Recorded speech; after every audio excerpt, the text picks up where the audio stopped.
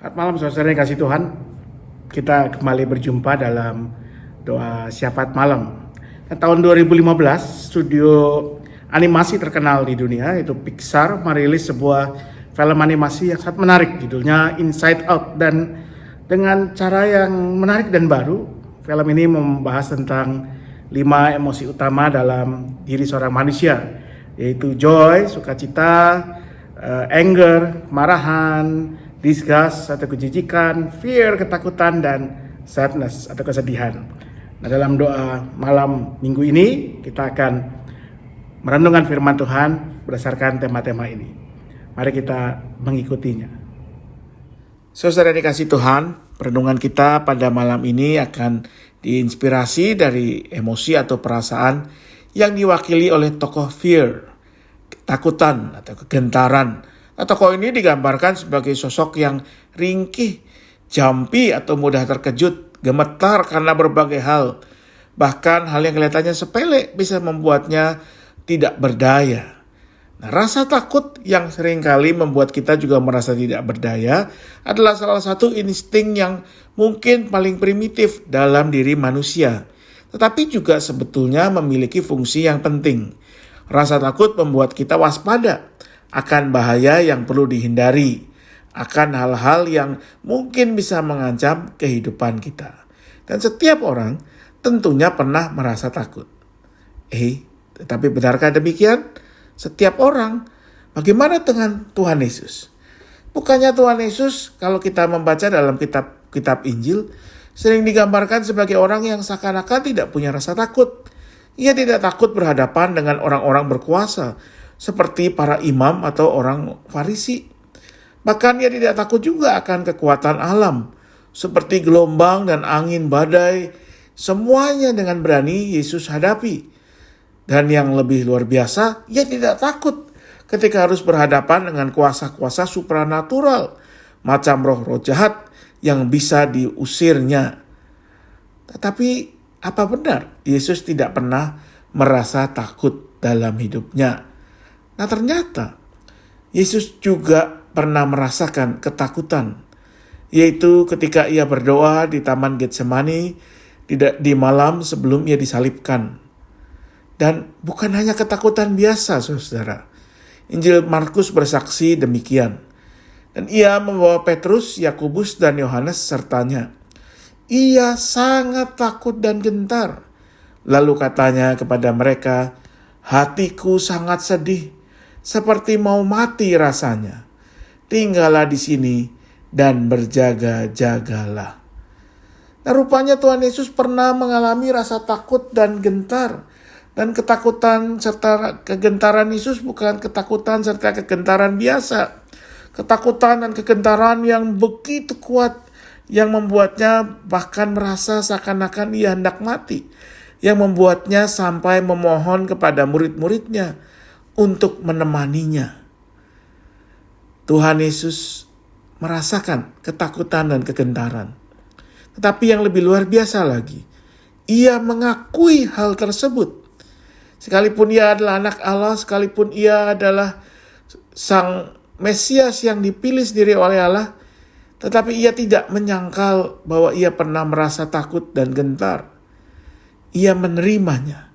Dan justru dalam kegentaran dan ketakutannya, Yesus merasakan kehadiran Allah yang menenangkan, menguatkan, memberikan kelegaan kepadanya untuk kemudian melanjutkan jalan yang dipilihnya, jalan salib, seberat dan semenakutkan itu, apapun itu.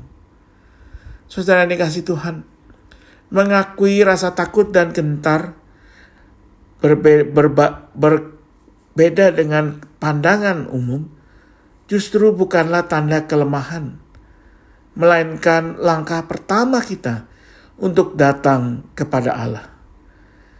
Kita datang kepada Allah bukan untuk meminta pertama-tama dibebaskan dari kesulitan, tantangan, dan pergumulan hidup, tetapi untuk memohon damai sejahtera dan kekuatan dari Allah untuk menghadapi setiap tantangan yang kita hadapi.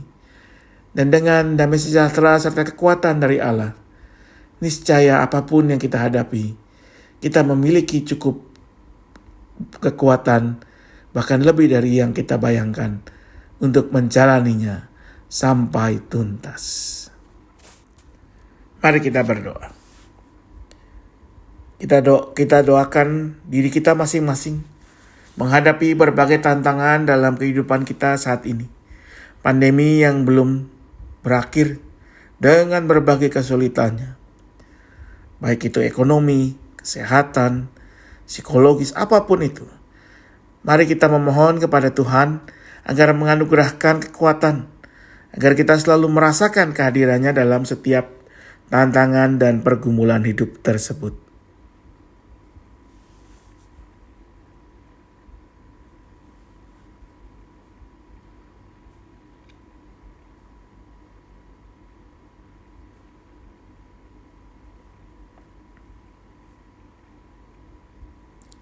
Mari kita doakan juga mereka-mereka yang dalam menghadapi berbagai pergumulan hidupnya mulai merasa tidak berdaya, mulai dibelenggu oleh rupa-rupa ketakutan dan kecemasan. Mereka yang mulai undur dalam iman, undur dalam persekutuan, bahkan menarik diri dari pergaulan dengan orang lain. Mereka-mereka yang dikuasai ketakutan begitu rupa hingga tidak bisa atau sukar melihat Tuhan hadir dalam setiap perjalanan hidup mereka. Doakanlah saudara kita ini agar mereka menemukan ketenangan dalam kasih dan anugerah Tuhan.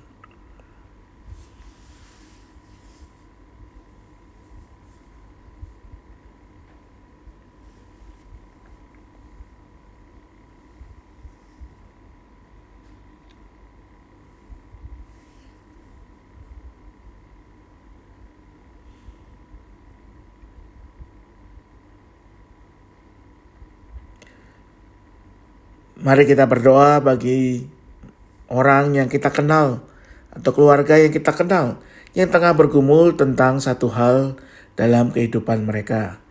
Doakanlah mereka, apapun pergumulannya, sebutkanlah namanya atau nama mereka. Doakanlah agar Tuhan sendiri yang senantiasa memberikan kekuatan, memberikan anugerahnya dalam kehidupan saudara kita tersebut.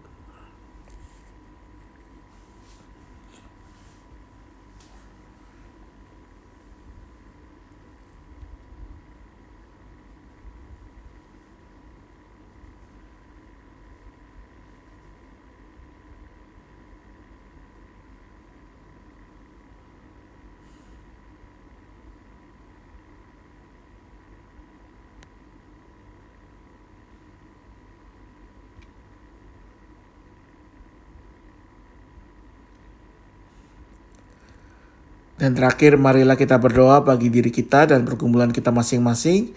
Pergumulan yang mungkin tidak bisa kita bagi kepada orang lain. Tapi yakinlah Tuhan senantiasa memberikan telinganya untuk mendengar doa-doa kita. Dan Ia akan memberikan yang terbaik kepada kita seturut dengan anugerah-Nya.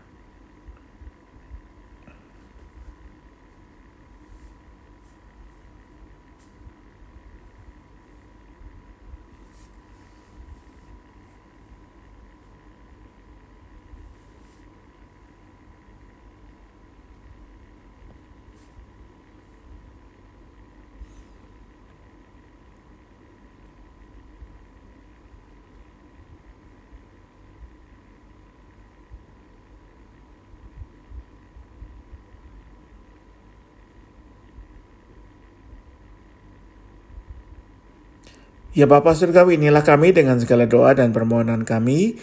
Kami percaya Engkau akan terus memberikan yang baik kepada kami. Karena itu berikanlah juga kepada kami hati yang mau terbuka dan diubah oleh Tuhan untuk boleh menerima apapun yang baik dari Tuhan. Karena itu biarlah kami serahkan doa kami serahkan diri kami juga hanya dalam satu nama, Yesus Kristus Tuhan kami, yang juga sudah mengajarkan setiap kami berdoa demikian. Bapa kami yang di sorga, dikuduskanlah namamu, datanglah kerajaanmu, jadilah kehendak-Mu di bumi seperti di sorga. Berikanlah kami pada hari ini makanan kami yang secukupnya. Ampunilah kami seperti kami mengampuni orang yang bersalah kepada kami. Janganlah bawa kami dalam pencobaan, tapi lepaskanlah kami dari yang jahat. Karena Engkau yang punya kerajaan dan kuasa dan kemuliaan sampai selama-lamanya. Amin.